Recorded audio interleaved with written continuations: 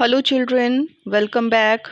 So in this video we are going to discuss about the trigonometric ratios for some specific angles. अब इसका क्या मतलब है specific angles? हमने last video में trigonometric ratios के बारे में पढ़ा था, sin, cos, tangent, cosecant, cot और secant.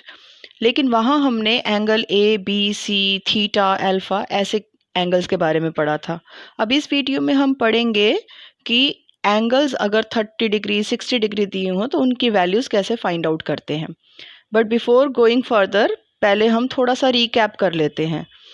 तो सबसे पहली रेशियो जो हमने पढ़ी थी वो पढ़ी थी हमने साइन. वैसे SINE होता है लेकिन हम इसको रिप्रेजेंट करते हैं SIN से. यहाँ मैं एंगल ए वाली जो साइड है BA उसे बेस लेकर के चल रही हूँ सारी रेशियोज में. तो साइन का फॉर्मूला होता है परपेंडिकुलर अपॉन हाइपोटेन्यूज. अब कॉस ए नेक्स्ट रेशियो था. कॉस का फॉर्मूला होता है बेस अपॉन हाइपोटेन्यूज. यहाँ मैंने BA को ही बेस बनाया है. अगर मैं यहाँ BC को बेस बनाती तो हम यहाँ एंगल C के बारे में बात करते, कॉस C हो जाता. तो कॉस A का फॉर्मूला जब अप्लाई करेंगे वो आएगा AB upon AC. Third ratio होती है टेंजेंट. एक्चुअली जो टेंजेंट होता है वो साइन और कॉस को डिवाइड करके आता है. तो साइन का फॉर्मूला होता है P अपॉन H, कॉस का फॉर्मूला होता है B अपॉन H. तो उसी फॉर्मूला से टेंजेंट का फॉर्मूला बनेगा P upon B, perpendicular upon base. तो यहाँ परपेंडिकुलर है BC और बेस है AB. कोसिकेंट जो होता है वो साइन का रेसिप्रोकल होता है. तो साइन का फॉर्मूला P अपॉन H होता है, तो इसीलिए कोसिकेंट का फॉर्मूला हो जाएगा H अपॉन P. इसी तरह से नेक्स्ट रेशियो होती है सीकेंट जो कॉस का रेसिप्रोकल होती है. अब कॉस का फॉर्मूला होता है बेस अपॉन हाइपोटेन्यूज, तो इसीलिए सीकेंट का फॉर्मूला होगा उसका रेसिप्रोकल यानी कि हाइपोटेन्यूज अपॉन बेस. अगर इस फिगर के अकॉर्डिंग देखेंगे तो हाइपोटेन्यूज की वैल्यू है AC और बेस की वैल्यू है BA. क्यों? क्योंकि हम एंगल A की बात कर रहे हैं. अब लास्ट रेशियो जो होती है वो होती है कोटेंजेंट, जिसे हम कॉट से रिप्रेजेंट करते हैं. और ये टेंजेंट यानी कि टैन का रेसिप्रोकल होता है. तो टेंजेंट का फॉर्मूला होता है P अपॉन B. तो कॉट का फॉर्मूला हो जाएगा बेस अपॉन परपेंडिकुलर. अब यहाँ मैंने जो फिगर्स दिखाए हैं उसमें BA को बेस बनाया है. आप BC को भी बेस बना सकते हैं लेकिन एंगल्स जो हैं वो क्या हो जाएंगे उस केस में C हो जाएगा. अब हम देखते हैं कि स्पेसिफिक एंगल्स के लिए यानी कि ये जहां हम A और C की बात कर रहे थे, ऐसे एंगल्स की जगह अगर हमें कोई एक्यूट एंगल दिया हो तो उसकी वैल्यू कैसे हम फाइंड आउट कर सकते हैं और क्वेश्चंस में उसको कैसे अप्लाई करेंगे. अब हमारे सिलेबस में 5 एंगल्स हैं जिनकी वैल्यू हम टेबल से फाइंड आउट करेंगे. 0 degree, 30 degree, 45, 60 degree and 90 degree. ये आपको एक टेबल नज़र आ रही है. इस टेबल में एक तरफ sine, cos, tangent, cosecant, secant और कॉट नज़र आ रहे हैं और दूसरी तरफ देखिए सबसे ऊपर स्ट्रिप में 0 डिग्री, 30 डिग्री, 45 डिग्री, 60 डिग्री और 90 डिग्री के एंगल्स नज़र आ रहे हैं. तो हमारे सिलेबस में सिर्फ यही 5 एंगल्स हैं. इसके अलावा भी एंगल्स की वैल्यूज़ होती हैं बट वो हायर क्लासेस में पढ़ी जाएंगी. अब सपोज़ कीजिए आपको साइन 0 की वैल्यू फाइंड आउट करनी है. तो आपको ये ऑरेंज लाइन से दिखाई दे रहा है. आप साइन के सामने से चलना शुरू करेंगे और 0 डिग्री के नीचे वाली वैल्यू पढ़ेंगे. तो साइन 0 डिग्री की वैल्यू है 0. इसी तरह से अगर आपको सपोज़ कीजिए साइन 30 की वैल्यू फाइंड आउट करनी है, तो देखिए रेड एरो सबसे ऊपर वाला दिख रहा है. आप साइन की वैल्यू 30 के नीचे पढ़ेंगे, दैट इज इक्वल टू 1/2. इसी तरीके से मान लीजिए कॉस की वैल्यू आपको 60 डिग्री पर फाइंड आउट करनी है, कॉस 60 डिग्री. तो देखिए मैंने ऑरेंज लाइन से उसको रिप्रेजेंट किया हुआ है. आपको सिर्फ टेबल में वैल्यू सर्च करनी है और पुट कर देनी है अपने क्वेश्चन में. अब मेन चीज़ है कि ये वैल्यूज़ फाइंड आउट कैसे करें, क्या इनको हम क्रैम करेंगे. तो टेबल को जनरेट करने का मेथड क्या है. सबसे पहले हम 0 डिग्री, 30 डिग्री, 45, 60 और 90 डिग्री के एंगल्स लिख लेते हैं. पहले साइन की वैल्यू फाइंड आउट करना सिखाती हूँ. 0 से लेके 4 तक काउंटिंग लिखेंगे और हर नंबर को 4 से डिवाइड कर देंगे. जैसे 0/4, 1/4, 2/4, 3/4, 4/4. सबके ऊपर रूट का साइन लगा देंगे और उसको सॉल्व कर लीजिए. अब 0/4 का मतलब 0, ज़ीरो का जब आप रूट लेंगे तो आंसर कितना आ जाएगा, 0 आ जाएगा। 1/4 का जब आप रूट करेंगे तो 1 रूट से बाहर एज इट इज़ आ जाएगा, 4 का रूट लेंगे तो 2 आ जाएगा। इसी तरीके से 2/4 कैंसिल हो जाएगा, 1 तो रूट से बाहर आ जाएगा बट रूट 2 अंदर ही रहेगा।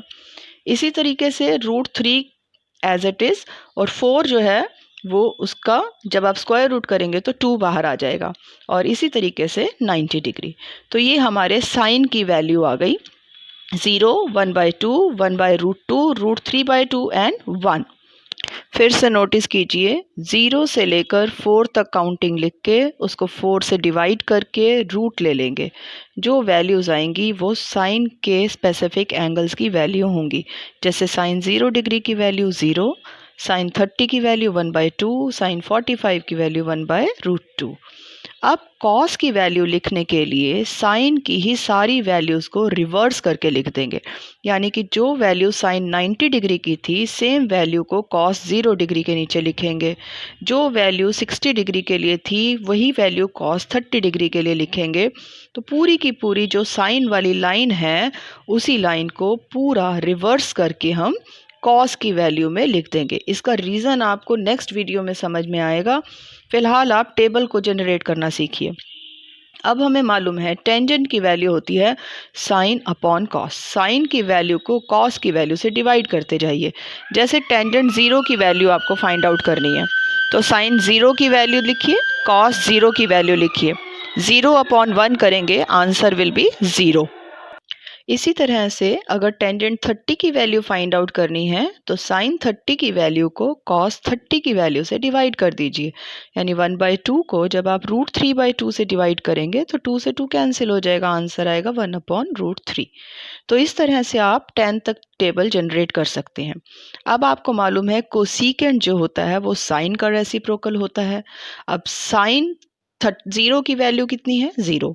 तो अगर आपको कोसीकेंट 0 की वैल्यू फाइंड आउट करनी है तो 0/1 का रेसिप्रोकल करेंगे 1/0।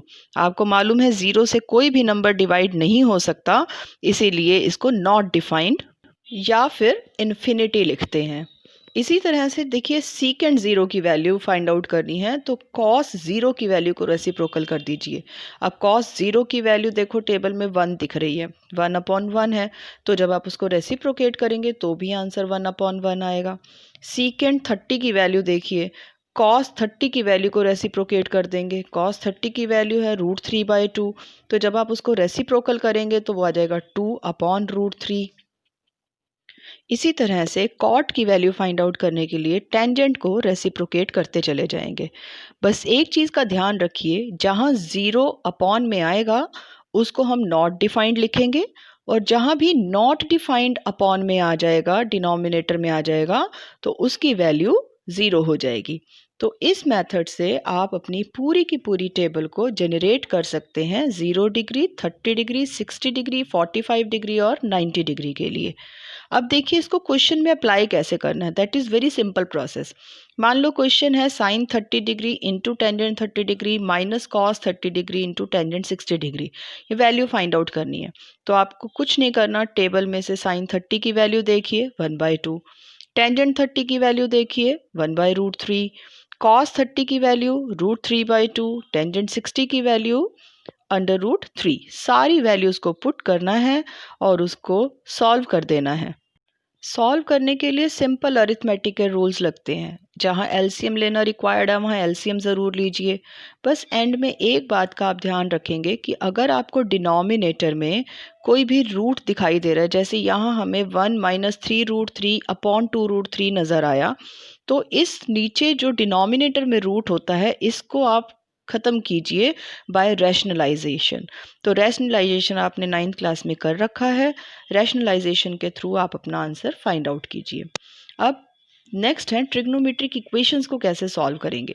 बहुत ही सिंपल क्वेश्चन है, जैसे sine of a plus b is equal to 1/2 given है हमें, और cos of a minus b is equal to √3/2 given है। हमें ये अननोन एंगल्स a और b की वैल्यू फाइंड आउट करनी है। तो सबसे पहले देखिए इक्वेशन फर्स्ट जो है उसमें एक तरफ साइन है, दूसरी तरफ 1/2 है। अगर आप टेबल को स्टडी करेंगे तो ज़रूर आपको साइन के किसी एंगल की वैल्यू 1/2 दिखाई देगी। जैसे साइन 30 डिग्री की वैल्यू 1/2 होती है, तो आप 1/2 को रिप्लेस करके उसकी जगह साइन 30 लिख देंगे। अब देखिए इक्वेशन में दोनों तरफ साइन साइन दिखाई देने लगा, इसका मतलब, और बीच में इक्वल टू का साइन है, तो इसका मतलब हम एंगल्स को भी कंपेयर कर सकते हैं। तो इसका मतलब हुआ a plus b is equal to 30 degree, दोनों तरफ कंपैरिजन करने पर। इसे आप इक्वेशन नंबर 3 डाल के छोड़ दीजिए। इसी तरह से इक्वेशन नंबर 2 को देखिए, cos of a minus b is equal to √3/2। अब सर्च कीजिए टेबल में कि cos के कौन से एंगल की वैल्यू √3/2 होती है। मेन एम है दोनों तरफ इक्वेशन के अगर साइन है तो साइन नज़र आए, कॉस है तो कॉस नज़र आए, और अगर टेंजेंट है तो दोनों तरफ टेंजेंट बना लेंगे। तो जब हमारी इक्वेशन में दोनों तरफ सेम ट्रिग्नोमेट्रिक रेशो नज़र आने लगेगी तो उनके एंगल्स को हम कंपेयर कर लेंगे। अब जैसे यहाँ हमारी पहली इक्वेशन बनी थी a plus b is equal to 30 degree, दूसरी इक्वेशन इसी तरह से बनेगी a minus b is equal to 30 degree. अब सिंपल इक्वेशन बन गई। इन दोनों इक्वेशंस को सॉल्व करना हमें आता है, सब्स्टिट्यूशन मेथड भी आता है, एलिमिनेशन मेथड भी आता है। आप कोई भी मेथड यूज़ कर सकते हैं। मैंने एलिमिनेशन मेथड से इसको सॉल्व किया है। एलिमिनेशन मेथड से सॉल्व करते ही a की वैल्यू मिल गई 30 डिग्री, और इसी तरह से b की वैल्यू आ गई मेरे पास 0 डिग्री। तो इक्वेशन में हमें हमेशा ये ध्यान रखना है दोनों तरफ सेम ट्रिग्नोमेट्रिक रेशो नज़र आए, टेबल का यूज़ करना है, और ये देखना है कि कौन से एंगल की सेम वैल्यू है जो हमें क्वेश्चन में गिवन है। आई होप आपको trigonometric ratios for specific angle समझ में आ गया होगा। मैंने इस वीडियो में सिर्फ बेसिक कॉन्सेप्ट पर स्ट्रेस दिया है, क्वेश्चंस पर ज़्यादा स्ट्रेस नहीं दिया। एनसीईआरटी बुक के क्वेश्चंस आप लोग खुद सॉल्व कर सकते हैं by applying the values and solving them. Calculation part जो है उसमें वो मेन है, कैलकुलेशंस पर ध्यान दीजिएगा, कहाँ एलसीएम लेना है और कैसे उसको सॉल्व करना है।